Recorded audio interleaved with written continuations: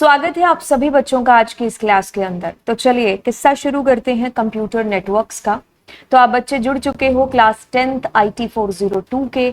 तो चलिए कहानी किस्से स्टार्ट करते हैं यहाँ से। और स्टार्ट करने से पहले क्या आपने चैनल को सब्सक्राइब किया? अगर नहीं किया है तो बिल्कुल आप कर लीजिए, और बेल आइकन भी है जिसको आप प्रेस कर दीजिए, ताकि जब भी कोई अपकमिंग लेक्चर आ रहा होगा तो उसका नोटिफिकेशन सबसे पहले जाए आपको। तो चलिए किस्सा और कहानी यहाँ पर कहता है कि कंप्यूटर नेटवर्क। कहानी शुरू करते हैं यहाँ पर, जहाँ पर कंप्यूटर नेटवर्क ये नाम मेरे सामने आता है। तो मैं जब भी किसी चीज़ को शुरू करती हूँ ऑफ कोर्स उसके नाम से शुरू करती हूँ। कंप्यूटर क्या है? तो कंप्यूटर हम बचपन से पढ़ते हुए आ रहे हैं, इलेक्ट्रॉनिक डिवाइस है। ओके, कंप्यूटर की परिभाषा तो शायद हमें पता है, लेकिन हम यहाँ पर सीखने आए हैं नेटवर्क, और वो कंप्यूटर के साथ लगा हुआ है, विच इज कंप्यूटर नेटवर्क। तो अकेले एक बार परिभाषा देखते हैं कि नेटवर्क क्या होता है। हम आम भाषा में आम अपनी लाइफ के अंदर नेटवर्क का काफी इस्तेमाल करते हैं। जैसे कि मान लीजिए एक एग्जांपल लेते हैं, मुझे मेडिसिन मंगानी है और वो मेडिसिन सिर्फ और सिर्फ दिल्ली में मिलती है, और हम यहाँ पर हैं मान लो कोटा के अंदर। ठीक है, अब बजाय कि मैं यहाँ पर जाऊं, मतलब दिल्ली जाऊं और मेडिसिन लेकर के आ जाऊं, बजाय इसके मैं क्या करती हूँ कि भाई अपने नेटवर्क्स का इस्तेमाल करती हूँ। मैं कुछ लोगों के कांटेक्ट में आती हूँ जो दिल्ली से बिलोंग करते हैं, है ना, और वो लोग आगे किसी और से बिलोंग करते होंगे। तो ये देखो, ये क्या है? ह्यूमंस का एक नेटवर्क हो गया ना।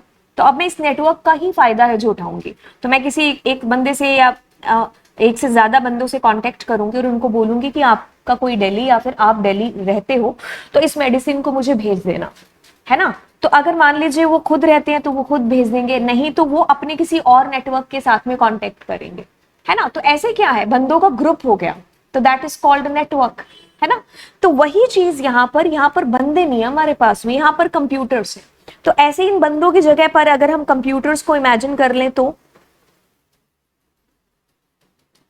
क्या है? कंप्यूटर्स का आपस में कनेक्शन होना, चाहे वो तार का सहारा लेकर के, यानी कि वायर्ड मीडियम, या विदाउट वायर जिसको हम वायरलेस कहते हैं। तो ये भी क्या है? एक नेटवर्क ही तो है। अब इसकी किताबी भाषा पढ़ते हैं। कहता है कि computer network is a collection of computers. Computers का क्या है? कलेक्शन है।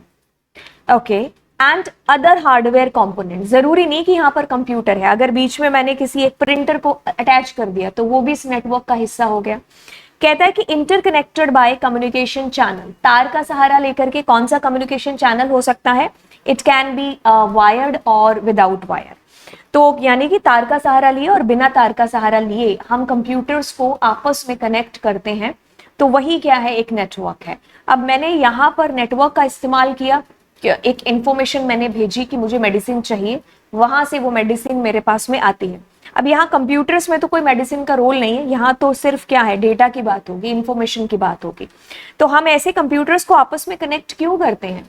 जब हमें किसी इंफॉर्मेशन को शेयर करना होता है ना। मुझे इंफॉर्मेशन एक जगह से दूसरी जगह भेजनी है। आप अभी कंप्यूटर का इस्तेमाल या लैपटॉप का या अपने मोबाइल का इस्तेमाल क्यों कर रहे हो? क्यों कर रहे हो? बिल्कुल आपको इंफॉर्मेशन लेनी है ना। ऐसे ही अगर हम एक एग्जाम्पल लेते हैं स्कूल का, एक बहुत ही बेसिक सा एग्जाम्पल। अब वहां पर काफी सारे कंप्यूटर्स है, एक ऑफिस का एग्जाम्पल ले लो, है ना। तो अब ये एक ऑफिस का अगर मैं एग्जाम्पल ले रही हूँ, स्कूल का ले रही हूँ, किसी का भी, तो ये सारे के सारे कंप्यूटर्स क्या है? आपस में कनेक्टेड है। मान लो बीच में हम प्रिंटर्स को भी हैं जो अटैच कर देते हैं। अब मान लीजिए यहाँ से कोई डेटा यहाँ भेजना है तो बिल्कुल भेजा जा सकता है। अब कोई एक और कंप्यूटर है, वो तार से कनेक्ट नहीं है, इनके साथ में बिना तार के कनेक्ट है, तो यहां से मैं यहाँ डेटा भेज सकती हूँ। तो मुझे फायदा हो गया ना। हम लोग अपने डेटा को शेयर कर सकते हैं और रिसोर्सेज भी शेयर कर सकते हैं। जैसे अब देखो, यहाँ पर मैंने काफी सारे प्रिंटर्स लगाए। अरे कहाँ, यहाँ पर मैंने, एक सेकेंड,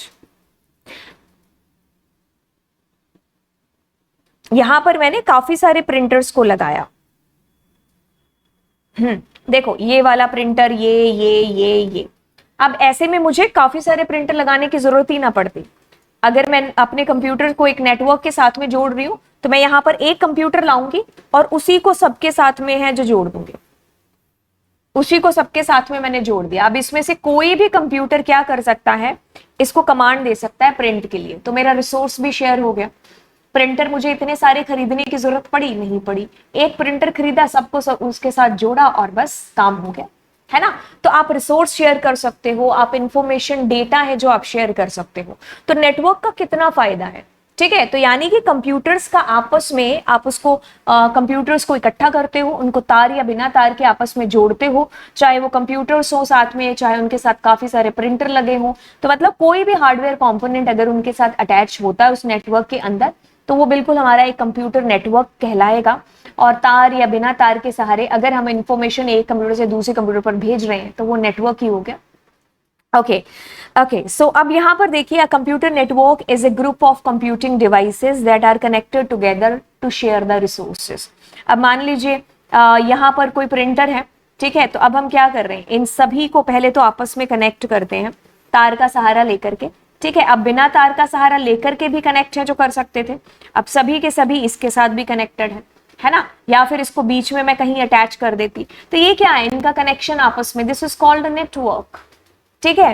ओके, अब हम पूरी एकदम अर्थ की बात कर लें। तो यहां पर देखो, एक जगह से हमारी इंफॉर्मेशन दूसरी जगह पर कितनी जल्दी है जो पहुंच जाती है। अब तो देखो, हमने कभी सोचा था कि किसी कंट्री में युद्ध हो रहा होगा और उसको हम लाइव देख रहे होंगे। तो ये सारा का सारा एग्जाम्पल किसका है, नेटवर्क का ही तो है ना। तो नेटवर्क के सहारे ही तो हमारे कंप्यूटर एक दूसरे के साथ कनेक्टेड है और इंफॉर्मेशन शेयर कर पा रहे हैं, है ना। ओके, अब देखिए, अगर आप इस चैप्टर के अंदर नोड शब्द सुनोगे, तो नोड का मतलब होता है कंप्यूटर या फिर वो हार्डवेयर कंपोनेंट जो उस नेटवर्क के अंदर अटैच्ड है। तो मतलब हम उनको नोड शब्द या नाम है जो दे देते हैं, मतलब कंप्यूटर को ही नोड है जो बोला गया है। या फिर उस नेटवर्क में अगर कोई प्रिंटर है या कोई एक ऐसा कंपोनेंट लगा हुआ है, तो हम उनको नोड 1 2 3 के साथ डिनोट करते हैं, ठीक है। ओके, अब देखिए इसमें फायदे देखिए, जिसको हम कहेंगे एडवांटेजेस ऑफ नेटवर्किंग। नेटवर्किंग के एडवांटेजेस क्या हैं, तो ध्यान से सुनेंगे। कहता है कि कम्युनिकेशन मीडियम, बिल्कुल अगर हम सोचें कि एक जगह से दूसरी जगह मुझे कोई मैसेज भेजना है तो कितना आसान है कि नहीं है, बिल्कुल है। यस, एक्सेस टू रिमोटली हम सिस्टम्स को एक्सेस कर सकते हैं। लॉकडाउन में हमने अच्छा खासा एक एग्जाम्पल देखा होगा कि हमारे पापा या मम्मी के जो कंप्यूटर थे वो उनके ऑफिस में थे, बट घर पे वो उनको एक्सेस कर पा रहे थे, है ना। तो एग्जाम्पल आप ये भी ले सकते हो कि लॉकडाउन के टाइम पे जैसे क्या था कि कुछ सॉफ्टवेयर कभी बच्चों के डाउनलोड या इंस्टॉल नहीं हो पाते थे सिस्टम के अंदर, तो हम उनका सिस्टम क्या करते थे, रिमोटली एक्सेस करते थे। मान लीजिए आपके सिस्टम के अंदर कोई दिक्कत आ जाए, खराब हो जाए, तो अब आप कंपनी वालों को फोन करोगे, इंस्टेड ऑफ कि वो आपके घर पे आए, तो वो सॉफ्टवेयर ही से देखेंगे कि कोई दिक्कत तो नहीं है, मतलब आपके सिस्टम को रिमोटली देख लेंगे, चेक कर लेंगे। अगर सॉफ्टवेयर लेवल पर दिक्कत नहीं है तो आपका काम हो गया ना, कि वहीं पर गाड़ी है जो चल पड़ी। ओके, तो रिमोटली एक्सेस कर सकते हैं हम सिस्टम्स को, रिसोर्स शेयर हो सकते हैं। मान लीजिए मेरे वही वाला एग्जाम्पल, हम काफी सारे कंप्यूटर्स का यूज है जो कर रहे हैं। अब इतने सारे मुझे कंप्यूटर के साथ प्रिंटर लेने की आवश्यकता नहीं होगी, I just need to take 1 printer और मैं बस उसी को सबके साथ अटैच कर दूंगी। तो कोई भी मेरा कंप्यूटर कमांड है जो इस प्रिंटर को दे देगा, तो रिसोर्स शेयर हो गया ना, खर्चा बच गया ना, जगह बच गई ना, बस यही फायदा है। रिलायबल, बिल्कुल रिलायबल तो होगा ही नेटवर्क। अगर नेटवर्क रिलायबल नहीं होगा तो फिर हम अपने डेटा को कैसे चेंज है जो कर सकते हैं, भेज सकते हैं। बैकअप, बिल्कुल हम बैकअप रख सकते हैं अपने नेटवर्क के थ्रू भी। बैकअप मतलब हम अपनी फाइल्स अगर मेरे सिस्टम से डिलीट हो गई हैं तो मैं किसी और के सिस्टम पर जाकर के उसको वहां पहले सेव कर दूं, ठीक है। तो ऐसा नेटवर्क का सहारा लेकर के हम चीज कर सकते हैं। कॉस्ट सेविंग है, प्रिंटर वाले एग्जाम्पल में ही देख लो, प्रिंटर आपको इतने सारे खरीदने की जरूरत पड़ी नहीं, है ना। और वही एग्जाम्पल ले लो कि मुझे अगर मान लीजिए इसका कंप्यूटर अगर आपका खराब होता है तो आप सॉफ्टवेयर कंपनी को फोन करते, तो बंदे को आपके घर फिजिकली आने की जरूरत है जो नहीं पड़ेगी, वो क्या करेगा, सॉफ्टवेयर लेवल पर वहीं देख लेगा। तो उसका टाइम सेव हो रहा है, जो कि अगला एग्जांपल है। ऑफ कोर्स उसका खर्चा भी बच रहा है, आपका भी खर्चा है जो बच रहा है। तो यानी कि इसके काफी सारे फायदे हैं, कुछ फायदे जो आप डिटेल के अंदर अपने एग्जाम में लिख सकते हो। One of the most important uses of networking is to allow the sharing of data. ये सबसे बड़ा एडवांटेज है कि हम कंप्यूटर्स को आपस में क्यों कनेक्ट कर रहे हैं, ताकि हम डेटा को शेयर कर सकें एक दूसरे के साथ में, ठीक है। ओके, सो हम जो है जो टेक्स्ट भेज सकें, कुछ मुझे कोई स्प्रेडशीट हो गया, कोई मेरे डॉक्यूमेंट हो गए, प्रेजेंटेशन, फोटो, ऑडियो फाइल, हम कितना दिन भर में कितने मैसेजेस जो करते हैं। तो ये सारे क्या है, डेटा शेयरिंग के एग्जाम्पल ही तो है। मुझे आपको नोट्स भेजने हैं, I will be using network, है ना। ओके, सो कंप्यूटर जो है हमारा डेटा शेयरिंग, उसके बाद में आता है जी हार्डवेयर शेयरिंग। तो हार्डवेयर शेयरिंग मतलब मुझे प्रिंटर, स्कैनर इनका खरीदने की जरूरत नहीं है, एक खरीदा सबके साथ अटैच किया, काम हो गया, जगह भी बची, पैसे भी बचे, है ना। तो हार्डवेयर हमारा शेयर हो गया। इंटरनेट एक्सेस शेयरिंग, हम अगर घर पे मान लीजिए मेरे पास 10 कंप्यूटर हैं, किसी कंपनी में ले लो या ऑफिस में ले लो, साइबर कैफे में, तो वो 10 कंप्यूटर्स के लिए 10 कनेक्शन नहीं लेगा इंटरनेट के, एक कनेक्शन लेगा और बाकी सब उसको शेयर कर रहे होंगे। हमारे घर पे ही ले लो, हम एक कनेक्शन लेते हैं और उससे सारे मम्मी पापा हम सबके फोन है जो अटैच होते हैं। Uses of network based application such as browser, email, ये सारी की सारी हम एप्लीकेशंस का यूज जो करते हैं ऑफ कोर्स, ठीक है। अब देखिए, जब भी हमें एक कंप्यूटर से दूसरे कंप्यूटर में अपने डेटा को भेजना है तो हम क्या मीडियम यूज करते हैं, या तो हम तार से डेटा को भेजेंगे या फिर हम वायरलेस तरीका यानी कि बिना तार के अपने डेटा को भेज रहे होंगे, है ना, ठीक है। सो यस, अब ये जो मीडियम मैंने आपको बताया कि हम तार का सहारा लें या बिना तार का सहारा लें, तो अगर हम नेटवर्किंग के आर्किटेक्चर को यहां पर देखें तो ये कुछ दो तरीके से है, P2P या फिर पेयर टू पेयर आर्किटेक्चर कहते हो, ठीक है। अब नेटवर्किंग आर्किटेक्चर के अंदर पेयर टू पेयर के अंदर क्या होता है कि जहां पर सारे के सारे कंप्यूटर्स इक्वली क्लाइंट कंप्यूटर्स हैं, वो आपस में कनेक्टेड है, ठीक है। तो एग्जांपल लेते हैं कि मेरे पास ये काफी सारे कंप्यूटर्स यहाँ पर हैं, तो इनमें कोई भी सर्वर नहीं है, तो ये क्या है, आपस में कनेक्टेड है, ठीक है, तार से, बिना तार के। सो कैसे भी आप एग्जांपल ले लो, ठीक है। तो ये इस तरीके से हमारे कंप्यूटर्स क्या है, आपस में कनेक्टेड हैं। तो ये मेरा क्या हो गया, पेयर टू पेयर हो गया, सारे क्लाइंट ही हैं। अब क्लाइंट के साथ में जब भी आपको एक सर्वर दिखे, सो सर्वर आर्किटेक्चर क्या होता है कि इन्हीं कंप्यूटर्स के अंदर एक सर्वर है जो आपके पास में लगा होता है, ठीक है। सर्वर कुछ भी नहीं, सर्वर एक कंप्यूटर ही होता है, लेकिन वो आपके जो क्लाइंट कंप्यूटर्स होते हैं या फिर जो आप कह लीजिए कि आपके रेगुलर जो कंप्यूटर्स हैं, या फिर पेयर टू पेयर के अंदर की बात कर ले, तो वो बाकी जो कंप्यूटर्स हैं उनके मुकाबले अगर मैं उसको कंपेयर करूं तो उसका जो कॉन्फ़िगरेशन है वो भी थोड़ा सा हाई होता है और मेमोरी पावर भी इसके अंदर थोड़ी ज्यादा है जो होती है, तो इसीलिए हम उसको क्या बोल देते हैं, सर्वर बोल देते हैं, ठीक है। तो इसमें एक सर्वर होता है। तो बेसिकली बात क्या हो रही होती है कि सर्वर के साथ में बाकी सब के सब हैं जो हमारे अटैच होते हैं, ठीक है। तो सर्वर यानी कि मेन कर्ता और धर्ता यहां पर है जो होता है।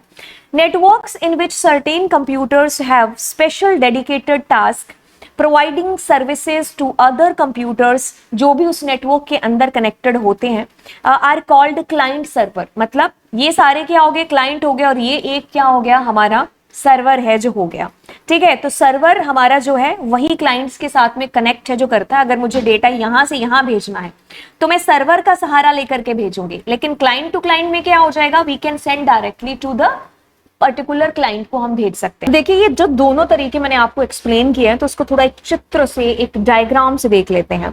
तो यहाँ पर आपके पास में आता है जी क्लाइंट सर्वर। तो क्लाइंट सर्वर में आपके पास में एक सर्वर है, उसके साथ में सारे उसके क्लाइंट हैं जो जुड़ रखे हैं। अगर डेटा आपने यहाँ से कुछ यहाँ भेजना है तो वो आप सर्वर के थ्रू ऐसे भेज रहे हैं। अगर आपके पास पेयर टू पेयर आर्किटेक्चर की बात करते हो तो यानी कि यहाँ सब आपस में है जो जुड़े हुए हैं, इसको डेटा भेजना है तो there is no need of किसी भी सर्वर की, ठीक है।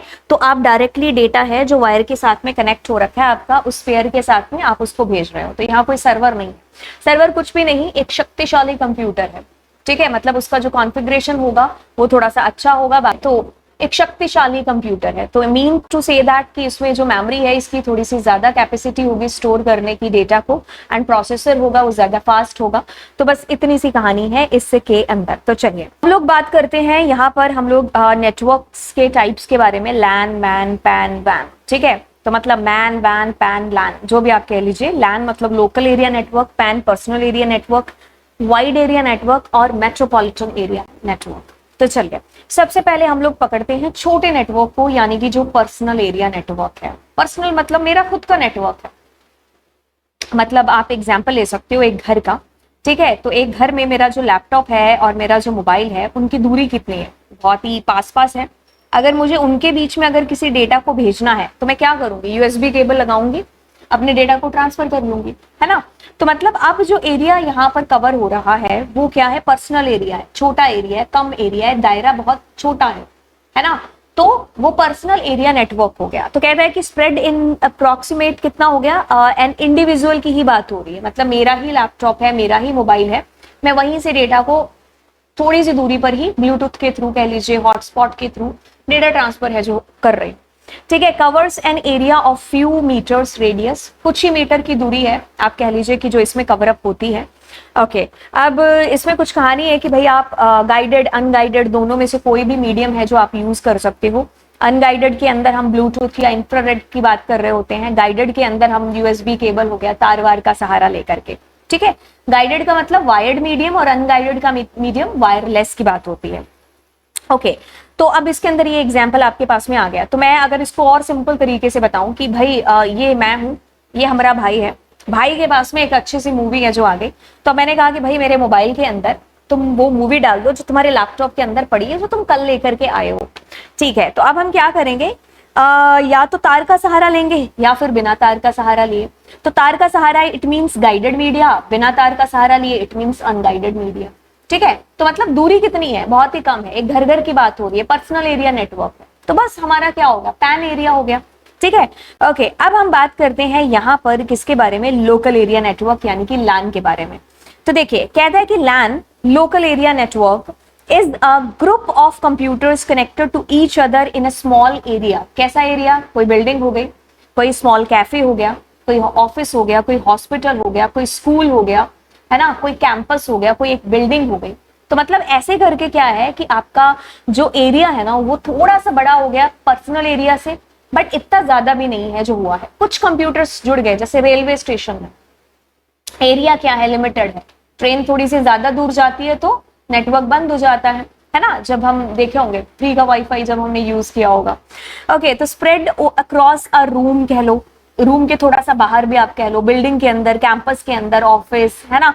ठीक है, तो फ्यू किलोमीटर्स रेडियस है जो इसके अंदर इंक्लूड हो चुकी है, राइट। तो बिल्डिंग, ऑफिस, स्कूल, होम जो भी हम यूज करते हैं तो हमारा लोकल एरिया नेटवर्क ही है जो बेसिकली होता है।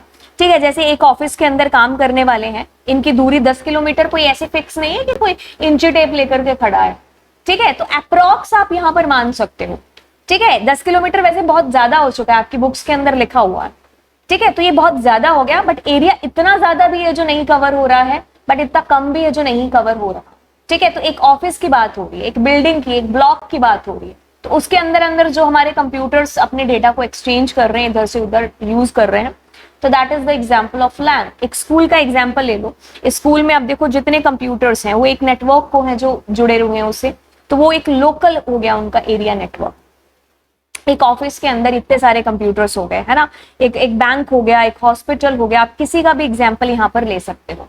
मेट्रोपॉलिटन एरिया नेटवर्क की बात होती है, तो यानी कि यहाँ छोटे छोटे लैन मिलकर के हमारे जो है मैन को है जो बना रहे हैं, छोटे छोटे मैन मिलकर के वैन को बनाएंगे। तो मतलब कहने का कि अगर मैं इस बिल्डिंग के एक कमरे की बात करूं तो क्या था हमारे पास में, हमारा पैन पर्सनल एरिया नेटवर्क था। अब मैं पूरी बिल्डिंग की बात कर रही हूँ जहां और कंप्यूटर्स इंक्लूड हो गए तो वो लैन हो गया। ऐसे काफी सारे लैन मिलकर के हमारा एक जो है मैन क्रिएट करते हैं, और ऐसे काफी सारे मैन होकर के हमारा वैन क्रिएट करते हैं। खैर वैन को हम लोग पढ़ेंगे, लेकिन फिलहाल हम बात कर रहे हैं किसकी, मैन की बात कर रहे हैं। तो मैन मतलब मेट्रोपॉलिटन एरिया थोड़ा ज्यादा हो गया, एक सिटी इंक्लूड हो गई अब इसके अंदर। ठीक है, क्या हो गया, एक सिटी। तो मतलब एक सिटी के अंदर अंदर जो हमारा एरिया कवर हो रहा है, फ्यू किलोमीटर्स आप कह लो 100 किलोमीटर्स तक आपका एरिया है जो बढ़ चुका है, एक सिटी की बात हो रही है ना। तो इसमें गाइडेड भी है, अनगाइडेड भी है। ठीक है, तो गवर्नमेंट बॉडीज वगैरह, लार्ज जो कॉर्पोरेशन है वो इसके अंदर इंक्लूड हो चुकी हैं। ठीक है, ओके जैसे कि अगर हम एक सिटी का एग्जांपल लें, पुणे के अंदर अंदर जो है एरिया यूज कवर हो रहा है, तो वो क्या है, मेट्रोपॉलिटन एरिया है। तो 100 किलोमीटर आप लमसम कह सकते हो, मैंने फिर से कहा इंची टेप लेकर के कोई नहीं खड़ा है। ठीक है, तो वो एरिया की बात हो रही है, दैट इज हमारा क्या है, मेट्रोपॉलिटन एरिया नेटवर्क। ओके, अब वाइड एरिया नेटवर्क की बात करेंगे, तो छोटे छोटे पैन मिलकर के लैन, छोटे छोटे लैन मिलकर के मैन, छोटे छोटे मैन मिलकर के हमारा वैन हो गया। यहाँ तो दूरी ही खत्म हो गई बेसिकली, कॉन्टिनेंट टू कॉन्टिनेंट हो गया, कंट्री टू कंट्री हो गया, स्टेट टू स्टेट हो गया, सिटी टू सिटी हो गया, है ना। ठीक है, तो मतलब कहने का कि अगर मैं यहाँ दिल्ली में हूं और कोई बैंगलोर में है, अगर यहाँ से यहाँ डेटा हमारा इधर से उधर है जो जा रहा है, तो एरिया कितना यूज हो रहा है, बहुत ज्यादा, है ना। एक सिटी टू दूसरी सिटी है, मतलब एक स्टेट ही कह लीजिए अलग हो गए, तो फिर क्या हो गया हमारा वैन, वाइड एरिया नेटवर्क। तो across a city, continent, country, ठीक है, 100 ऑफ किलोमीटर्स, मतलब उससे भी बहुत ज्यादा, मतलब आप कह लो कि दूरी यहाँ पर कोई रही नहीं है, तो हमारा वाइड एरिया नेटवर्क हो गया। ठीक है, वाइड एरिया नेटवर्क, मान लो ये भूटान में है, कोई कोई यूएस में है, कोई दिल्ली में है, कोई इंडिया प्रगति मैदान में है ना। तो अब यहाँ से हम लोग अपने डेटा को इधर से उधर है जो भेज रहे हैं, या हमारा जो नेटवर्क है जो इस्टेब्लिश हो रहा है डेटा को इधर से उधर भेजने वाला, तो वो हमारा क्या है, वाइड एरिया नेटवर्क है। ठीक है, यहाँ पर एक पिक्चर के अंदर आपको काफी अच्छे तरीके से है, छोटे छोटे पैन, लैन, मैन, वैन। ठीक है, तो सबसे ज्यादा जो एरिया कवर अप होता है वो वैन के अंदर होता है, सबसे कम पैन के अंदर, है ना। तो लैन, मैन, वैन, तो ऐसे छोटे छोटे लैन मिलकर के हमारे ये मैन हो गए, मैन हमारे मिलकर के वैन हो गए। ठीक है, तो आपको अभी क्या चीज समझ में आती है अगर वन शॉट में बताएं तो pan is a small area network. ठीक है, कौन सा, पर्सनल एरिया नेटवर्क है, स्मॉल एरिया मतलब छोटू एरिया, 10 मीटर के लमसम आप कह सकते हो, एरर रेट कम होती है, हाई स्पीड होती है, एक्सपेंसिव नहीं होता है। लैन की बात हो रही है तो लैन मतलब कुछ और किलोमीटर्स इंक्लूड हो गए, 10 किलोमीटर के आसपास। ठीक है, एरर रेट इतना ज्यादा जो है नहीं होता, मॉडरेट होता है, हाई स्पीड है, नॉट इतना मच एक्सपेंसिव। मैन की बात हो रही है, सिटी इंक्लूड हो रही है इसके अंदर, विद इन अ सिटी। अब यहाँ पर क्या है, 100 किलोमीटर के आसपास रेंज हो जाती है कवर, मॉडरेट है स्पीड भी और एरर चांसेस भी। ठीक है, एक्सपेंसिव भी मॉडरेट है। अब वैन की बात हो रही है, एंटायर सिटी, कॉन्टिनेंट, कंट्री, और भी मुझे चीजें लिखनी चाहिए थी जो मैंने नहीं लिखी है, आप लिख लेना। ठीक है, एरर रेट्स हाईएस्ट और लो स्पीड है, इतनी ज्यादा स्पीड नहीं है जो रहती है, और एक्सपेंसिव तो खैर है ही। तो एक वन शॉट हो गया आपके local area network, personal area network और मेट्रोपॉलिटन एरिया नेटवर्क और वाइड एरिया नेटवर्क का। ठीक है, तो ये आप जो यहाँ पर है इसको थोड़ा सा आप पढ़ लेना, अपने नोट्स बनाने के आपके काम है जो बेसिकली आ जाएगा। अब अगले चीज जो है शुरुआत करते हैं, जो कि आपको यहाँ पर बता रहे हैं क्या, इंटरनेट। ठीक है, तो हमारा अगला टॉपिक शुरू हो चुका है, इंटरनेट। अब इंटरनेट क्या है, internet is a global system of interconnected computer networks. मतलब वो जो नेटवर्क हमारा बना था कंप्यूटर्स का, ये काफी सारे कंप्यूटर्स आपने यहाँ जोड़ दिए, है ना। एक नेटवर्क इधर है, एक नेटवर्क मान लीजिए कंप्यूटर्स का कुछ इधर है। ठीक है, एक नेटवर्क मान लीजिए कंप्यूटर्स का इधर है। अब ये हमारे आपस में क्या हो रहे हैं, कनेक्ट हो रहे हैं एक दूसरे के साथ। तो ये हमारा क्या है, इंटरनेट है। Internet is a global system of interconnected computer networks. तो सारे आपस में ग्लोब के हैं, कोई अगर यूएस में कोई नेटवर्क है वो इधर कनेक्टेड है। ठीक है, that uses standard internet protocol suite to serve billions of user world wide. तो देखिए, इंटरनेट की दुनिया में रूल चलते हैं, उन रूल्स को बोला जाता है प्रोटोकॉल्स। ठीक है, तो आप प्रोटोकॉल्स का यूज करते हुए अपने डेटा को इधर से उधर है जो भेजते हैं। तो ये हमारा क्या है, एक इंटरनेट जिसकी बात कर रहे हैं। तो इंटरनेट को अगर हम कहें नेटवर्क्स ऑफ नेटवर्क्स तो बिल्कुल गलत है, जो नहीं होगा। एक सेकंड रुकिएगा, अगर इंटरनेट को मैं कहूं कि it is the network of network तो कुछ गलत नहीं होगा।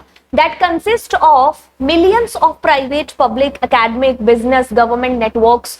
तो ये सारा का सारा मतलब इसमें सारे नेटवर्क्स हैं जो इंक्लूड हो जाते हैं। तो ये नेटवर्क ऑफ नेटवर्क है हमारा। Internet is widely used by students, educational institutions.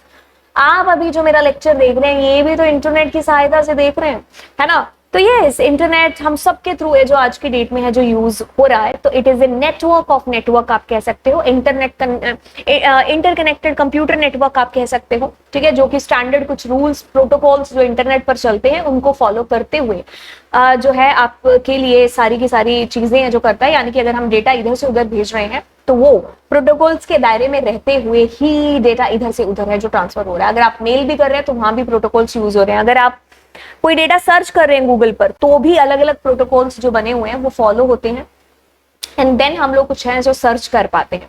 अच्छा, अब कहता है कि internet is a global communication system that links together thousands of individual networks. ठीक है, अलग अलग जो हमारे नेटवर्क्स हैं वो बिल्कुल क्या है, आपस में कम्युनिकेट हो रहे हैं। तो इंटरनेट की एक नई परिभाषा, मतलब नई क्या, अलग लैंग्वेज के अंदर ये परिभाषा है। तो आप कोई भी परिभाषा जिसको भी आपको इजी लगे वो आप लिख लेना।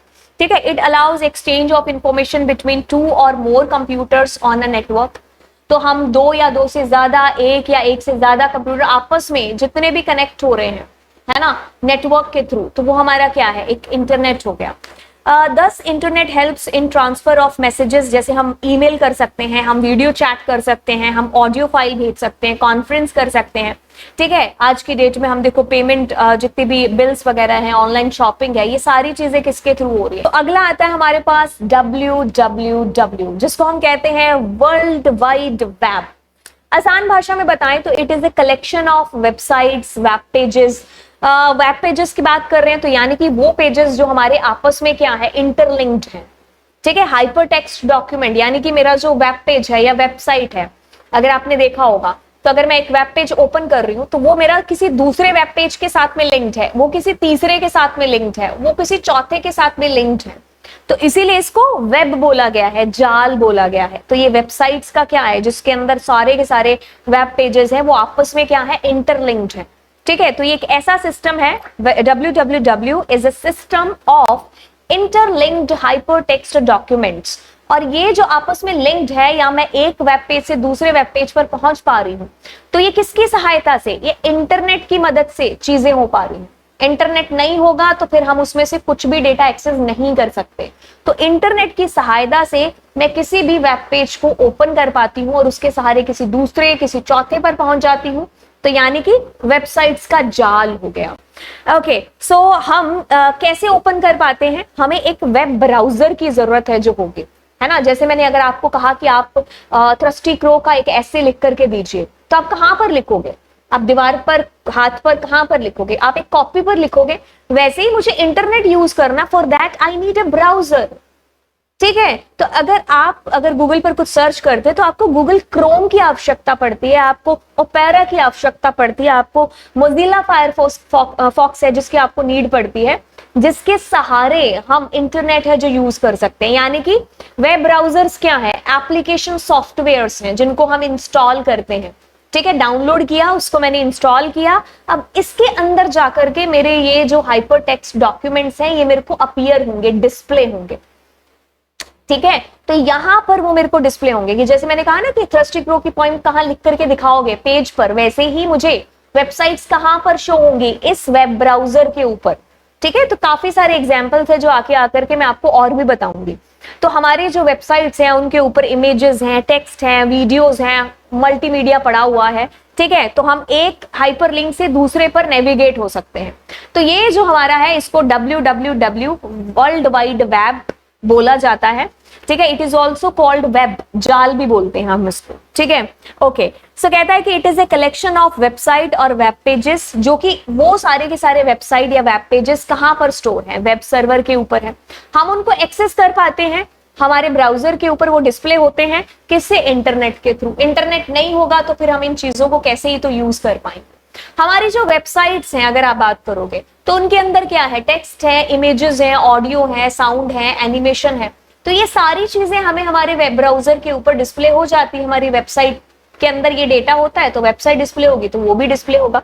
अब ये कहता है कि www with internet allow retrieval and display of websites on your device। ठीक है, तो www जो है हमारा इंटरनेट की मदद से आपको जो है वेबसाइट्स, वेब पेजेस डिस्प्ले कराता है हमारे डिवाइस के ऊपर। और डिवाइस के ऊपर कैसे डिस्प्ले होते हैं, वेब ब्राउजर्स के थ्रू। तो ये जो टर्म है ना www, ये पहली बार जिस बंदे ने इंट्रोड्यूस की थी या फिर इन्वेंट की थी उसका नाम है टिम बर्नर-ली। 1989 में इन्होंने इस शब्द से पहली बार इस दुनिया को रूबरू कराया था। चलिए, अब आपने जो है www इसके बारे में देख लिया। यहां से एक टर्म निकल करके आती है वेब पेजेस की, वेबसाइट की। क्या है वेबसाइट? ओके, तो वेबसाइट है आपका कलेक्शन ऑफ वेब पेजेस। जैसे कि अगर मैं एक कॉपी की बात करूं, जैसे मेरे हाथ में ये कॉपी है या ये बुक है, ये किसका कलेक्शन है? ये बुक्स का, ये पेजेस का कलेक्शन है ना। वैसे ही हमारी जो वेबसाइट है वो एक तरीके से एक किताब है। जैसे किताब कलेक्शन है पेजेस का, वैसे ही जो वेबसाइट है ये कलेक्शन है किसका? वेब पेजेस का। ठीक है, आप मान लीजिए अपने स्कूल की वेबसाइट ओपन करते हैं तो उसका फ्रंट पेज जिसको हम क्या बोलते हैं, होम पेज, तो उसका होम पेज पहले डिस्प्ले होगा। अब वहां पर काफी सारे लिंक होते हैं, है ना, तो वो क्या है, हाइपर लिंक है। आप इस लिंक पर क्लिक करोगे तो आप उस पेज पर, वेब पेज पर पहुंच जाओगे। आप इस लिंक पर क्लिक करोगे तो आप दूसरे वेब पेज पर, आप इस लिंक पर क्लिक करोगे आप तीसरे वेब पेज पर। ऐसे करके काफी सारे वेब पेजेस उसके अंदर है जो बनाए होते हैं, तो सारे इंटरलिंक्ड होते हैं एक दूसरे के साथ में। ठीक है, यही हमारा www है, राइट। तो हम उसको इंटरनेट की सहायता से अपने वेब ब्राउजर के ऊपर अपनी वेबसाइट है जिसको हम डिस्प्ले करा सकते हैं या देखते हैं उस पर जो है रन करके। ठीक है, a website is a collection of many web pages and web pages are digital files that are written using HTML, ठीक है, जावास्क्रिप्ट या फिर HTML वगैरह का यूज करके इन वेबसाइट्स को, वेब पेजेस को बनाया जाता है। ठीक है, वेबसाइट बन गई, अब वो जाकर के वेब सर्वर के ऊपर स्टोर है। अब हम इधर से अपने कंप्यूटर को ओपन करेंगे, वेब ब्राउजर ओपन करेंगे, वहां पर मैं वेब ब्राउजर के ऊपर ओपन करके मैं किसी सर्च इंजन पर जाऊंगी, वहां पर मैं अगर कुछ सर्च करती हूँ कि XYZ वेबसाइट ओपन हो जाए, तो वो वेबसाइट का जो मेरी जो रिक्वेस्ट है ओपन करने की, वो जाएगी कहां पर, वेब सर्वर पर। वेब सर्वर से फिर मेरे पास में दोबारा रेस्पॉन्स आएगा और मेरे वेब ब्राउजर के ऊपर मुझे वो चीज डिस्प्ले हो जाएगी। तो ये कहानी रहती है पूरी इस तरीके से। तो वेबसाइट आपको पता चल गई, जैसे मैंने यहाँ पर cbse.government.in, ये मेरा डोमेन नेम हो गया, ये दुनिया में यूनिक है। ठीक है, जैसे हमारा आधार नंबर यूनिक है, हमारे घर का एड्रेस यूनिक है, वैसे ही हमारे जो डोमेन नेम्स होते हैं वो यूनिक होते हैं। एक जो डोमेन नेम ले लिया, अब वो उसी का है, अब वो कोई और नहीं ले सकता, तो ये यूनिक है। cbse.government.in को आप ओपन करोगे तो आपके सामने यही वेबसाइट ओपन होगी। अब यहाँ पर देखो अलग अलग वेबसाइट्स के और लिंक है जो दे रखे, तो ये सारे क्या है, हाइपर लिंक ही तो है। आप जिस पर क्लिक करोगे तो आपको हैंड का ऐसे साइन है जो आ जाएगा, वही आपका हाइपर लिंक है जो होगा। आप इस पर क्लिक करोगे तो आप एक दूसरे वेब पेज के ऊपर है जो पहुंच जाओगे। तो सिंपल है, a website is a collection of many web pages and web pages are digital files जिनको HTML जावास्क्रिप्ट वगैरह यूज करके हम लोग बनाते हैं। तो टिम बर्नर ली जो शख्स हैं, उन्होंने पहली बार डेवलप किया था पहला वेब पेज। तो www के जो दाता हैं वो कौन है, टिम बर्नर ली। ओके, अब हमने एक टर्म यूज की है वेब ब्राउजर, है ना। तो गूगल क्रोम हमने यूज किया है, ओपेरा हमने यूज किया है, हमने मोजिला फायरफॉक्स यूज किया है। तो ये जितने भी आपको दिखाई दे रहे हैं ये सारे के सारे हमारे वेब ब्राउजर्स के एग्जाम्पल है। UC browser, opera, Firefox, Google Chrome. ठीक है, ये एक एप्लीकेशन सॉफ्टवेयर है, ठीक है, जिसका इस्तेमाल होता है जब हमें इंटरनेट के साथ में जो है, हम इंटरनेट के साथ कनेक्ट हो गए। अब मुझे कोई वेब पेज, वेबसाइट ओपन करनी है, दैट टाइम मैं इस वेब ब्राउजर का यूज है जो करती हूँ। ठीक है, अगर आपको CBSE की वेबसाइट ओपन करनी है तो आप कहां पर ओपन करोगे, कंप्यूटर ओपन करने के बाद में मैं अपना वेब ब्राउजर ओपन करूंगी। Web browser act as a client to send request to server. Once web server process the request and return the response, the same will display on the browser. अभी देखिए कहानी किस तरीके से होती है, जैसे जो कहानी मैंने आपको बताई, जैसे आपने क्या किया, अपना कंप्यूटर ओपन कर लिया, कंप्यूटर ओपन करके आप वेब ब्राउजर ओपन करते हो। मान लीजिए आपने गूगल क्रोम ओपन कर दिया, ठीक है। अब यहां पर इसकी जो टास्क बार ऊपर जो सर्च बार होती है, उस सर्च बार के ऊपर आप लिखते हो कि भाई XYZ वेबसाइट ओपन हो जाए। तो ये आपने रिक्वेस्ट की है किससे, सर्वर से। तो वो जो वेब सर्वर है वहां पर आपकी सारी वेबसाइट से स्टोर है, वहां पर गई और वहां से रिस्पॉन्स आता है आपके पास में, और फिर आपकी वेबसाइट आपके वेब ब्राउजर सॉफ्टवेयर के ऊपर आपको डिस्प्ले होती है। ठीक है, तो वेब सर्वर क्या था, जहां पर सारी की सारी वेबसाइट्स आपकी जाकर के क्या होती हैं, स्टोर होती हैं। अब websites content is stored and delivered with the help of web server. तो वेब सर्वर मतलब एक तरीके से वो एक खेत है, जहां पर मतलब इसको अगर मैं एक खेत समझूं तो इस खेत पर क्या है, अलग अलग प्लॉट बन रखे हैं, है ना। इस एरिया के अंदर अलग अलग प्लॉट है, ठीक है। जैसे इस घर का एड्रेस है मान लो 101, इसका 2, 103, ठीक है। तो अब कोई अगर मेरे को आएगा जो है मान लो कि ये एक कॉलोनी है, ठीक है। अब यहाँ पर कोई चिट्ठी देने के लिए आया, अब इसको जब चिट्ठी देनी है तो क्या करेगा, यूनिक एड्रेस देखेगा, इसको देनी नहीं इसको देनी, है ना। वैसे ही क्या होगा, अगर मैं इसको एक कॉलोनी ना मानते हुए या इसको मानू क्या है कि ये मेरा वेब सर्वर है और यहाँ पर ये जो अलग अलग घर हैं ये हमारी वेबसाइट्स हैं।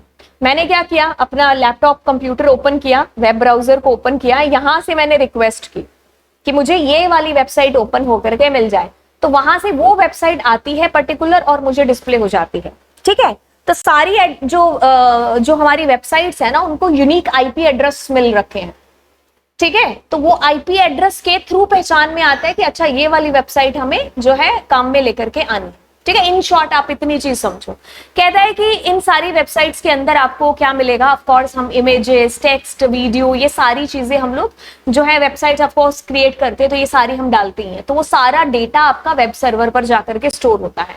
जब भी यूजर को जरूरत पड़ती है तो वो क्या करता है, लिंक पर क्लिक करता है, स्टार्ट डाउनलोड या जो भी हमें करनी है चीजें, तो हम वो इजीली कर पाते हैं।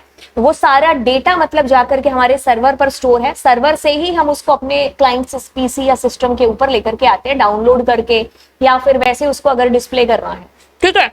तो ये इस तरीके से काम करता है जिसको मैंने अभी आपको बताया, ठीक है। कैसे बताया कि ये हमारा एक क्लाइंट कंप्यूटर है, मतलब मेरा एक पीसी है, ठीक है। वेब ब्राउजर ओपन किया मैंने, यहां से रिक्वेस्ट किया, इंटरनेट का सहारा लेकर के वो सर्वर पर रिक्वेस्ट पहुंची, वहां से वो पर्टिकुलर वेबसाइट को छाना, मतलब छांटा किसकी रिक्वेस्ट आपने की है, फिर इंटरनेट का यूज करते हुए वो रिक्वेस्ट मेरे पास में आई और मेरे वेब ब्राउजर के ऊपर मुझे वो डिस्प्ले हो गए। अब यहां पर आगे चलते हैं और बात करते हैं ISP के बारे में, जिसकी फुल फॉर्म है इंटरनेट सर्विस प्रोवाइडर।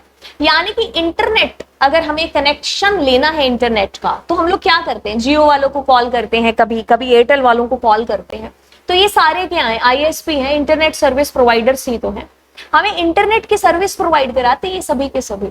तो हमें जब भी इंटरनेट की कनेक्शन की रिक्वेस्ट करनी होती है, तो जिन कंपनीज के साथ में हम कॉन्टेक्ट करते हैं, तो वो हमारी क्या होती है, ISPs, यानी कि इंटरनेट सर्विस प्रोवाइडर कंपनीज होती हैं जो इंटरनेट की सर्विस प्रोवाइड करती हैं, वही हमारे ISP। इसकी फुल फॉर्म यहां पर ये है, internet service provider. And internet service provider is an organisation which provides you with access to the internet via a dial up. देखो, आप डायल अप के थ्रू, यानी कि मॉडेम वगैरह यूज करके भी मैं जो है इंटरनेट से कनेक्ट हो सकती हूँ, जरिया कह सकते हो आप एक, ठीक है। डायरेक्ट और वायरलेस कनेक्शन, तो मतलब कोई भी कनेक्शन है जो यहाँ पर हो सकता है, उनके बारे में हम लोग अभी थोड़ी देर में डिटेल है जो करने वाले हैं बात डिटेल में। एग्जांपल्स जैसे कि BSNL का हो गया, एयरटेल को हो गया, वोडाफोन हो गया, जियो हो गया, तो ये सारे के सारे क्या हैं, these all are internet service providers, right. अब हम एक टर्म को पढ़ते हैं जिसका नाम है मॉड्यूलेटर डीमॉड्यूलेटर, जिसको हम लोग जानते हैं मॉडेम के नाम से, इसकी शॉर्ट फॉर्म है। अब ये एक ऐसा डिवाइस है जो हमारी मदद करता है इंटरनेट के साथ में कनेक्ट होने के लिए, ठीक है। ये एक इलेक्ट्रॉनिक डिवाइस है। अब ये कैसे काम करता है, अब इसकी जो वर्किंग है वो हमें समझनी है। देखिए, बात कुछ इस तरीके से है कि हम लोग इलेक्ट्रॉनिक कंप्यूटर्स के ऊपर काम करते हैं, तो हमारे जो कंप्यूटर्स सिग्नल्स यूज करते हैं वो है 10010, यानी कि डिजिटल सिग्नल्स के ऊपर हमारे कंप्यूटर्स हैं जो काम करते हैं, ठीक है। आपका कंप्यूटर, मेरा कंप्यूटर, हम सबका कंप्यूटर है जो डिजिटल के ऊपर है जो काम करता है। लेकिन इंटरनेट की दुनिया में जो सिग्नल्स यूज होते हैं वो कौन से होते हैं, एनालॉग सिग्नल्स, है ना। अब इस एग्जाम्पल को समझने के लिए एक और एग्जाम्पल यहां पर ले लेते हैं कि मान लीजिए ये मैं हूं, ठीक है, ये मान लीजिए कोई और है, ठीक है। अब मान लो मेरे को आती है एक लैंग्वेज जिसका नाम है जी पंजाबी, ठीक है। अब दोस्ती हो जाती है, मान लो कोई जो है फ्रेंच बोलने वाला उसके साथ में, ठीक है। तो अब इसको सिर्फ फ्रेंच समझ में आती है और ये बोलता है, मेरे को सिर्फ पंजाबी बोलनी और समझनी आती है। अब दोस्ती हो गई है तो दोस्ती को एक भाषा तो देनी पड़ेगी, है ना, इशारों में तो कैसे बात करेंगे। अब ऐसी चीज है यहां पर कि भाई जो इसको मेरी लैंग्वेज समझ में नहीं आती, मेरे को इसकी नहीं समझ में आती, तो मतलब क्या चीज हो रही है, इंटरनेट पर चल रहे हैं आपके पास में कौन से सिग्नल्स, बोले तो एनालॉग, हमारे पास में कौन से, डिजिटल्स। अब इंटरनेट को कैसे समझाएं और इंटरनेट हमारी कैसे परिभाषा समझे, तो बस यहां पर जो हम लोग क्या करेंगे, बीच में ये जो ट्रांसलेटर भैया आएंगे कि हमारी पंजाबी को फ्रेंच में, फ्रेंच को पंजाबी में कन्वर्ट करेंगे। वही चीज यहां पर होगी कि आपके सिस्टम में डिजिटल सिग्नल्स हैं, इंटरनेट पर एनालॉग है, बीच में हमारा ये मॉड्यूलेटर डीमॉड्यूलेटर आएगा जो कि डिजिटल सिग्नल्स को एनालॉग में, एनालॉग से एनालॉग से एनालॉग से हमारे रिसीवर तक पहुंचे, वहां पर जो मॉडेम लगा होगा वो वापस से क्या करेगा, हमारे एनालॉग को डिजिटल में कन्वर्ट कर देगा, ठीक है। कहानी को दोबारा समझिए कि क्या हुआ। आपने अपने दोस्त के लिए एक बड़ी प्यारी चिट्ठी है जो लिखी, ये आपका दोस्त है जिसको आपको भेजनी है। अब जब आप भेज रहे हो तो ये यहाँ पर डिजिटल सिग्नल्स यूज हो रहे हैं आपके कंप्यूटर के अंदर।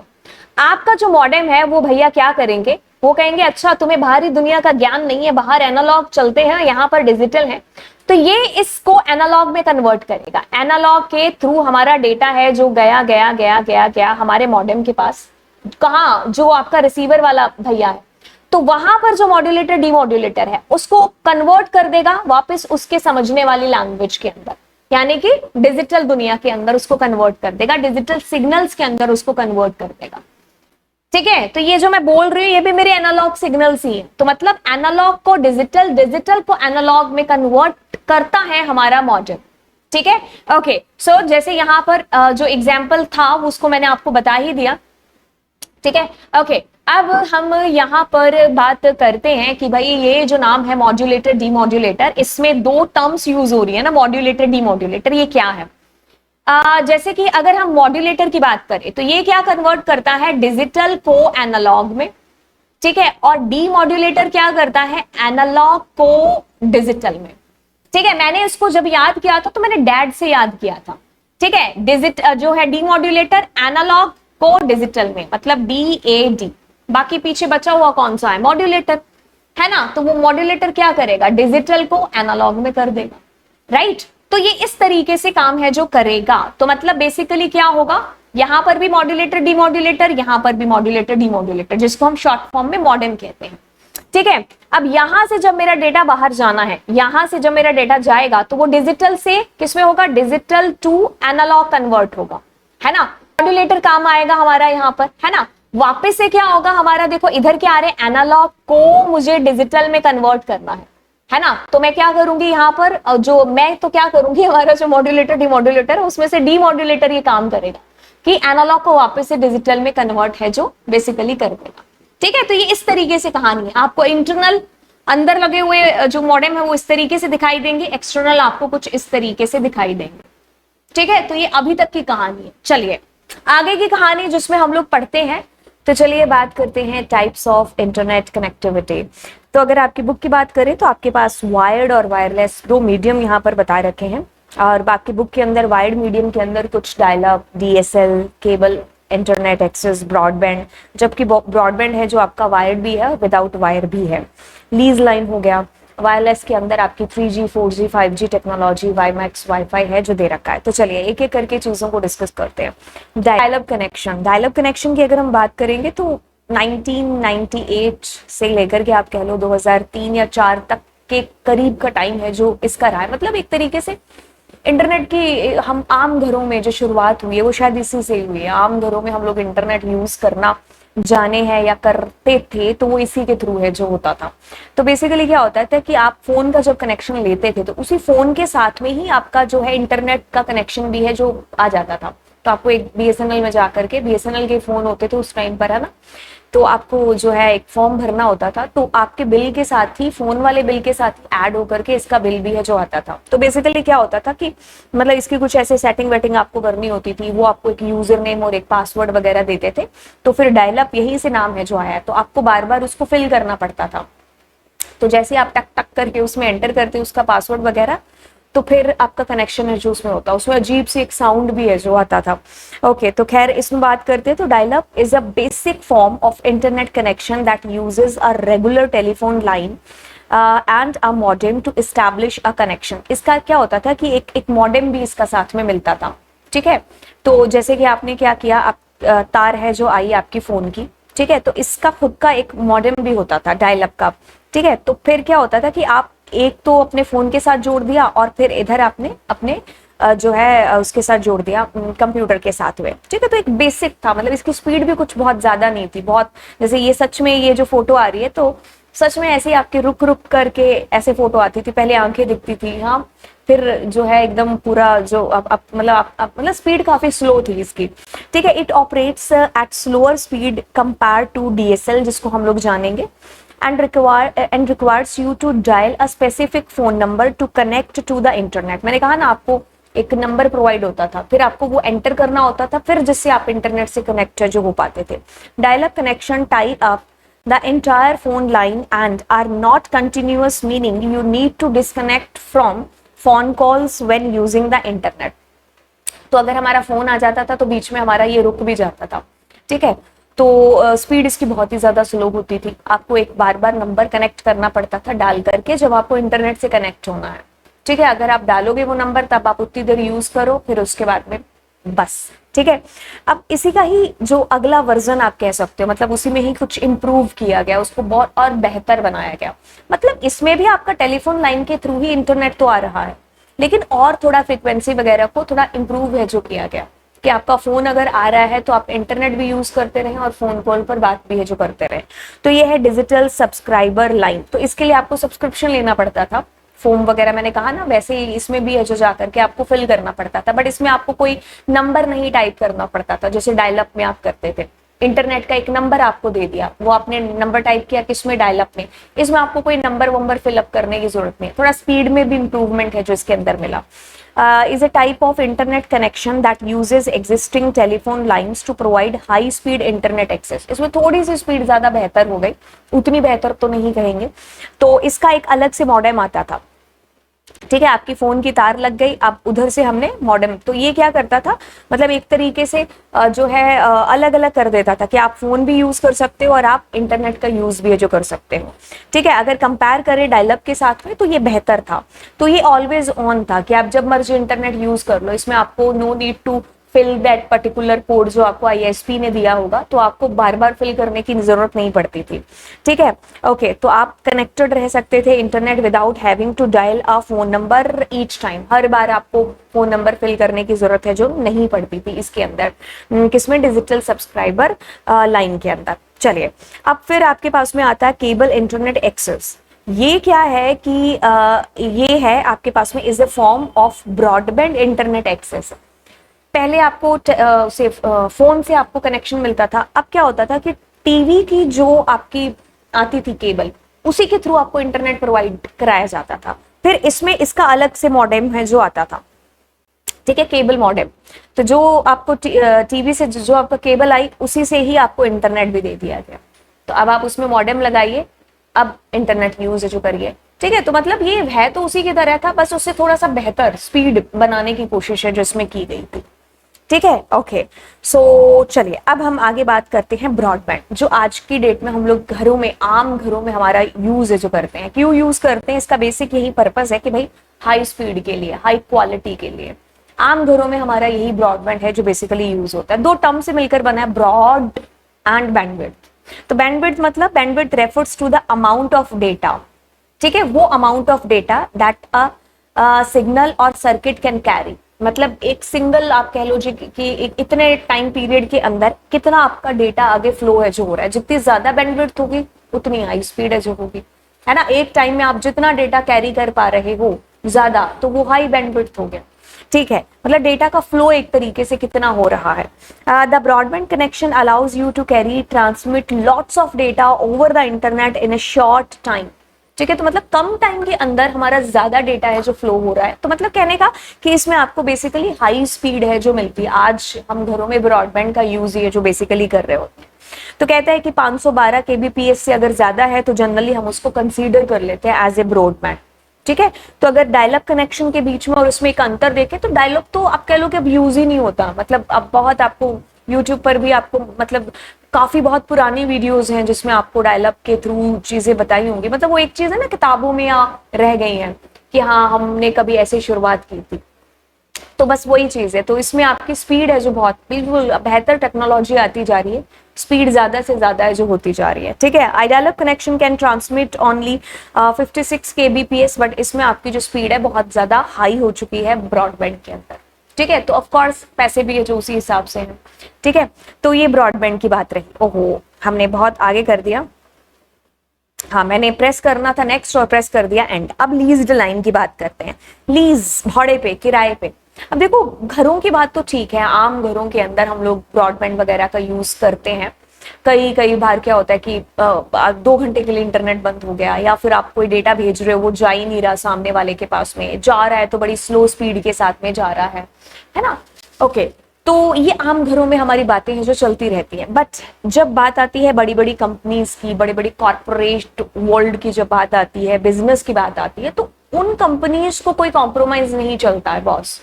मतलब दे वांट कि जल्दी जल्दी उनका डेटा है जो भेजा जाए। मतलब they want high speed and high quality, अगर हम कहें तो। ठीक है, तो जो कॉर्पोरेट वर्ल्ड है वो हाई लेवल डेटा एक्सचेंज मतलब उसको जो है चाहिए। ठीक है, क्योंकि उनका काम ही सारा उसके ऊपर है। हम तो 2-3 घंटे मान लो इंटरनेट के बिना रह भी लें, लेकिन ऐसी कंपनीज नहीं रह पाएंगी ऑफ कोर्स। उनको क्विक अनइंटरप्टेड कम्युनिकेशन है जो उनको चाहिए ही चाहिए। क्योंकि उनका सारा क्लाइंट, सारा यूजर है जो इंटरनेट के थ्रू उनसे कनेक्ट करता है। तो ऐसे में उनको एक फास्ट डेडिकेटेड इंटरनेट कनेक्शन कैसे मिलता है? तो ऐसे में क्या होता है कि जो आपका आईएसपी होता है ना, इंटरनेट सर्विस प्रोवाइडर, वो क्या करता है, डायरेक्ट उस कंपनी को कनेक्शन है जो दे देता है। तो आपको इनके साथ कम्युनिकेट करना पड़ता है, तो ये आपको डायरेक्ट वहां से आपकी एक सीधी सड़क यानी कि सीधी तार है जो आपको दे देंगे। तो अब इस तार के थ्रू सिर्फ उस कंपनी का, उन्हीं का डेटा, उन्हीं के यूजर्स का डेटा है जो फ्लो होगा। ठीक है, ब्रॉडबैंड में तो क्या हो जाएगा कि सब कॉमन है, मेरा पैकेट्स भी जा रहा है, किसी और का पैकेट्स भी जा रहा है, सबके पैकेट्स इधर से उधर एक्सचेंज हो रहे हैं। तो ऐसे में पैकेट लॉस्ट भी हो सकता है, स्पीड भी लो है जो होगी। लेकिन यहाँ पर क्या है, सीधी सड़क है। तो आपका जो डायरेक्ट कनेक्शन है वो किसके साथ में है, आईएसपी के साथ में। उसने आपको लीज लाइन प्रोवाइड कर रखी है। ठीक है, तो इसमें हाई क्वालिटी भी है, हाई स्पीड भी है। ठीक है, ऑफ कोर्स ब्रॉडबैंड से ज्यादा पैसे हैं जो आपको पे करने पड़ेंगे। तो मतलब जितनी दूरी पर है आपका ऑफिस या आपकी कंपनी आपके आईएसपी से, सो उसके बेसिस पर, स्पीड के बेसिस पर आपके जो चार्जेस हैं मंथली, वो कंपनीज हैं जो करती हैं। ठीक है, तो आपको ऐसी कंपनीज के साथ में कांटेक्ट करना पड़ता है जो आपको लीज पर दे दे, डायरेक्ट आपके साथ तार कनेक्ट हो जाए। उस तार के अंदर आपकी कंपनी के अलावा किसी और का डेटा जो है फ्लो नहीं हो रहा होगा, आप ही उसको यूज है जो कर रहे होंगे। क्योंकि करोड़ों यूजर है ना, अगर हम कंपनीज की बात करें तो फिर उनको तो एक हाई जो है क्वालिटी और हाई स्पीड अनइंटरप्टेड कम्युनिकेशन और डेडिकेटेड एक चीज है जो चाहिए। तो वो कैसे होगी, वो इसी के थ्रू होगी कि लीज लाइन भी है जो ले सकते हैं। ठीक है, अब ये कहता है कि the monthly fee depends on the distance between geographical location. ये सारी चीज मैंने आपको बता ही दी है। ठीक है, तो इसमें हाई क्वालिटी हो गया, आपकी हाई स्पीड हो गया, तो ये सारी चीजें इसमें आ जाती है लीज लाइन के अंदर। चलिए अब अगले किस्से की बात करते हैं जो कि हमारा 3G टेक्नोलॉजी से रिलेटेड। 3G यानी कि हम लोग थर्ड जनरेशन की है जो बात कर रहे हैं। बिल्कुल, इससे पहले 1G चलता था, 2G चलता था, देन 3G आ गया। मतलब हम लोग इसमें जो है फोटोज वगैरह भेजने लगे, ऑफ कोर्स टेक्स्ट मैसेजेस तो हम लोग भेज ही रहे थे। तो इसमें high speed downlink packet access, ये जो प्रोटोकॉल है जो बेसिकली इसका इस्तेमाल है जो किया गया। एंड ये इस तरीके के कुछ मोबाइल हुआ करते थे, मतलब आप कह लो कि स्मार्टफोन्स का थोड़ा सा कह लो कि भाई शुरुआत ही हुई थी, तो ये सपोर्ट करते थे इस 3G को। तो बहुत बड़ी बड़ी कंपनीज हैं जो 3G स्पीड के ऊपर आपको जो है देने लगे इंटरनेट एक्सेस। तो यहाँ पर मतलब आपका जो डेटा ट्रांसफर रेट है वो थोड़ा सा हाई हो गया 3G के अंदर। देन भाई शुरुआत होती है ऑफ कोर्स 4G की, टेली कम्युनिकेशन टेक्नोलॉजी की। तो फोर्थ जनरेशन ने आकर के सारा पासा ही जो पलट दिया। मतलब स्पीड भी हाई हो गई, हम जहां पर फोटोज वगैरह भेज पा रहे थे वहां पर हम वीडियोस की बात करने लगे। तो आपका डेटा जो हाई रेट पर है जो ट्रांसफर है जो होने लगा, मतलब स्पीड बहुत ज्यादा हाई है जो हो गए। इसमें पैकेट्स का यूज होने लगा डेटा को एक जगह से दूसरी जगह भेजने के लिए। तो बेसिकली ये थर्ड जनरेशन का ही बदला हुआ रूप आप कह सकते हो। ठीक है, अब तो हम लोग बिल्कुल 5G है जिसका यूज करते हैं। तो 2022 तक आते आते 520 मिलियन तक सब्सक्राइबर्स हैं जो उसके बेसिकली हो चुके थे या हो चुके हैं। अब बात करें लेटेस्ट टेक्नोलॉजी की, जो अभी तक की सबसे हाई स्पीड की आप कह सकते हो, विच इज 5G, राइट। 2019 में इसकी कुछ शुरुआत हो चुकी थी। ऑफ कोर्स हम इंडिया में अब इसको यूज है जो करना स्टार्ट कर चुके हैं। 5G फिफ्थ जनरेशन बिल्कुल सबसे ज्यादा फास्टेस्ट टेक्नोलॉजी आप यहाँ पर कह सकते हो। बस इतनी सी बात है, बाकी चीजें आपको पता ही है 5G 3G। ठीक है, वाईमैक्स करने से पहले हम लोग एक बार वाईफाई को है जो जरूर देख लेते हैं। देखो वाईफाई यानी कि वायरलेस फाइडेलिटी, जैसे कि हम आम घरों में हॉटस्पॉट वगैरह का यूज करते हैं, है ना। तो हमने एक इंटरनेट कनेक्शन लिया, मेरी मम्मी के पास फोन, पापा के पास फोन, भाई के पास फोन, है ना, मेरे पास फोन। तो हम अपने फोन से क्या करते हैं, जो है फोन पर भी अपने जो है नेट को जो है कनेक्ट कर लेते हैं बिना तार का सहारा लिए। ऐसे तारे थोड़ी ना ले लेके घूमेंगे। तो वो क्या होगा, हमारा वाईफाई हो गया, मतलब वाईफाई से कनेक्ट है। ठीक है, तो हमारा जो राउटर है बस हमने जो है उसको अपने मोबाइल के साथ में कनेक्ट है जो कर लिया। तो हमारे एक मेन जो हब हो गया, हब से हमें वायर के बिना हमारे मोबाइल के ऊपर जो है इंटरनेट हम एक्सेस है जो कर पा रहे हैं। तो वो क्या है, मेरा वायरलेस हो गया, जिसको बोलेंगे वाईफाई। घर से बाहर जाएंगे तो उसकी रेंज नहीं आएगी। तो मतलब छोटे लिमिटेड जो एरिया है उसके अंदर हम बिना तार के अगर यूज कर रहे हैं इंटरनेट को, चाहे वो मोबाइल हो चाहे वो हमारा लैपटॉप हो, तो वो हमारा वाईफाई हो गया। जैसे मैं अगर इस सिस्टम की बात करूं तो इसको भी मैंने वाईफाई से कनेक्ट जो कर रखा है। ठीक है, तो ये हमारा वाईफाई हो गया, वायरलेस फाइडेलिटी। बस इतनी सी चीजें, वो सारी चीजें आम बात जो हम घर पे है जो यूज करते हैं। ठीक है, ठीक है। तो फिर आता है हमारा वाईमैक्स, मतलब वही जो वाईफाई हम आम घर में यूज कर रहे थे, छोटे दायरे के अंदर मोबाइल के साथ में इंटरनेट का एक्सेस हो रहा था और लैपटॉप से हम इंटरनेट एक्सेस कर रहे थे बिना तार का सहारा लिए। ठीक है। अब वही चीज हम जब बहुत बड़े दायरे में करना चाहते हैं, जिसको आप वर्ल्ड वाइड कहते हो, ठीक है, जहां पर तारे नहीं पहुंच सकती हैं, ठीक है, तब वहां पर हम लोग इस world wide interoperability of for microwave access, इसकी जो फुल फॉर्म है, इसको हम लोग यूज करते हैं। तो वहां पर बड़े बड़े जो वाईमैक्स के टावर हैं उनको लगाया जाता है, ठीक है। तो फिर वहां से आपका जो है हाई स्पीड आप जो है बिना तार के आप एक्सेस कर पाते हो, ठीक है। तो ये बहुत बड़े दायरे में जब जहां पर हम ब्रॉडबैंड नहीं भेज सकते हैं या डायलअप वगैरह नहीं जा सकता है, तो वहां पर इसका यूज है जो लॉन्ग रेंज के लिए जो यूज में आता है वाईमैक्स, ठीक है। तो बस इतनी सी बात है इसकी, और फिर आगे चलते हैं। अब लास्ट टॉपिक है आपके पास में, data transfer on the internet. देखिए जब डेटा ट्रांसफर होता है इंटरनेट पर, तो ऐसा नहीं है कि आपने जो लिखा हुआ एज इट इज सामने वाले बंदे के पास पहुंच गया, नो। बात को ध्यान से सुनिए। क्या होता है कि आपका डेटा है ना, कुछ पैकेट्स में डिवाइड होता है, ठीक है, कुछ सेम साइज पीसेस में डिवाइड होगा। उन पीसेस को हम लोग क्या बोलते हैं, पैकेट्स बोलते हैं, ठीक है। अब ये चीज होती है, जैसे मान लीजिए मेरा ये सिस्टम है, ठीक है, मुझे कुछ डेटा भेजना है किसी दूसरे सिस्टम के ऊपर, तो आपने जो भी डेटा यहाँ से भेजा है वो पैकेट्स में डिवाइड होगा। अब वो पैकेट्स अलग अलग रूट से जाते हुए इसके सर्वर के ऊपर पहुंचेंगे। अब यहाँ पर वो दोबारा से रीअसेंबल होंगे और फिर आपकी डेस्टिनेशन तक पहुंचेंगे। जैसे पहली लाइन में समझ में आ गया कि पैकेट्स बोला जाता है। दूसरी लाइन कहती है कि a header is added to each packet explaining where the data has come from and where it should end up, ठीक है। तो मतलब क्या है कि आपने एक डेटा है जो भेजा, कुछ मैसेज भेजा, अब वो किस में हुआ, पैकेट्स में डिवाइड हुआ। अब जो हर पैकेट है ना आपका, उसके ऊपर आपका आईपी एड्रेस लगा होगा कि ये किस आईपी एड्रेस से आया है पैकेट और किस आईपी एड्रेस में इसको मुझे मूव करना है। तो ये जो पैकेट्स हैं ये अलग अलग रूट से होते हुए डेस्टिनेशन तक जब पहुंचेंगे तो वहां पर ये दोबारा से रीअसेंबल होंगे उसी फॉर्म में जिस फॉर्म में भेजा गया था इनको, ठीक है। अब ये कहता है कि each packet is sent from computer to computer until it finds its destination. Each computer on the way decides where next to send the packet. मतलब रूट, कौन से रूट से डेटा मुझे जल्दी जल्दी पहुंचाना है, ये रूटर्स जो है भेजते रहेंगे। All packets may not take same routes. हर पैकेट सेम रूट ले जरूरी नहीं है, ठीक है। At the destination the packets are examined if any packet is missing. अगर मान लो डेस्टिनेशन पर आपका डेटा पहुंचा लेकिन कुछ पैकेट्स बीच में मिसिंग है, तो आपको फिर उस डेटा को रीसेंड है जो बेसिकली करना पड़ेगा, ठीक है। तो ये तब तक प्रोसेस चलती रहती है जब तक आपकी डेस्टिनेशन का जो सर्वर है वहां तक रीअसेंबल आपका उसी फॉर्म में डेटा ना हो जाए, ठीक है। अब रीअसेंबल हो गया इसकी ओरिजिनल फॉर्म में, बस आपका मैसेज है जो अब मिल गया सामने वाले को और वो उसी फॉर्म में पढ़ रहा है जिस फॉर्म में आपने उसको भेजा था। तो बेस्ट एग्जाम्पल रहेगा कि आपने ये सोना सोना मैसेज लिखा अपने दोस्त के लिए। अभी आपका दोस्त क्या होगा, पैकेट सॉरी आपका मैसेज होगा जो पैकेट्स के अंदर डिवाइड हो जाएगा।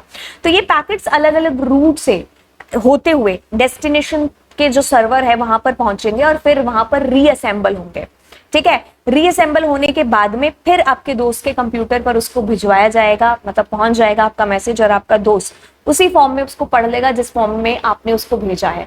ये सारा का सारा ट्रांसमिशन कंट्रोल प्रोटोकॉल और आईपी एड्रेस के थ्रू है जो होता है, क्योंकि हर पैकेट के ऊपर आईपी एड्रेस लगा होता है कि ये कहां से आया है, कौन से आईपी एड्रेस से ये पैकेट आया है और कौन से आईपी एड्रेस को आपको इसको आगे मूव करना है, ठीक है। तो हर पैकेट के ऊपर है जो आईपी एड्रेस लिखा होगा, तो जब रीअसेंबल हो रहे होंगे तो फिर वो उसी फॉर्म के अंदर है जो हो जाते हैं, ठीक है। तो ये रही कहानी हमारे इस नेटवर्किंग चैप्टर की। आई होप आपको ये सारी चीजें बड़े अच्छे ढंग से समझ में आई होंगी। ऐसी बात है तो नीचे कमेंट सेक्शन के अंदर आप मुझे जरूर बताएंगे। एंड यस, मिलते हैं आपको अगले लेक्चर में। सब्सक्राइब किया चैनल को नहीं किया है तो जल्द ही कर लीजिए। Bye bye.